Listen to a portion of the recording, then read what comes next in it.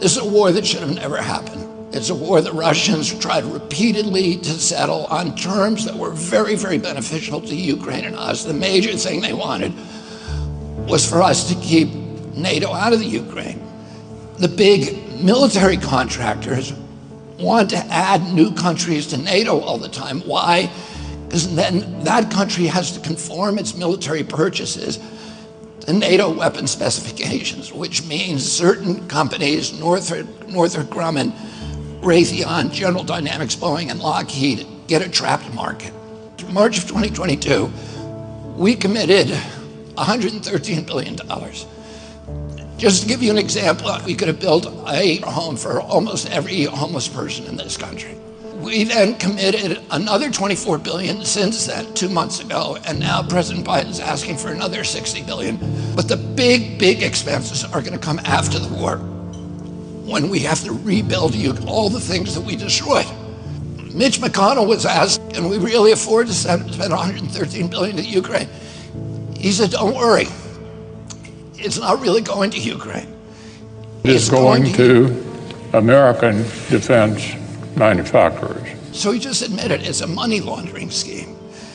And who do you think owns every one of those companies? BlackRock. So Tim Scott, during the Republican debate, said, don't worry, it's not a gift to Ukraine, it's a loan. So raise your hand if you think that that loan's ever getting paid back. Yeah, of course it's not. So why do they call it a loan?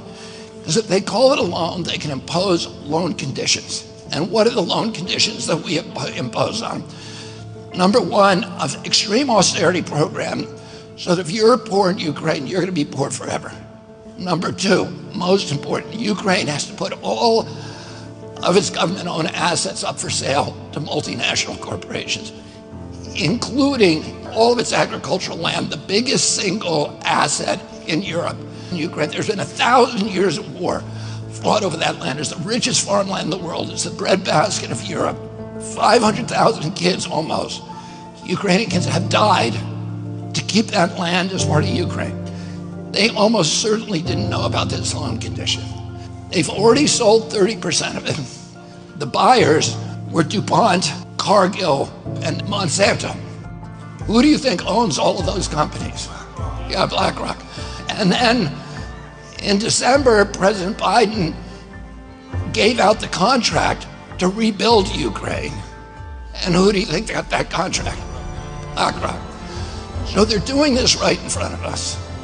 They don't even care that we know anymore, because they know that they can get away with it. And how do they know that? Because they have a strategy. And that strategy is an old strategy, which is they keep us at war with each other.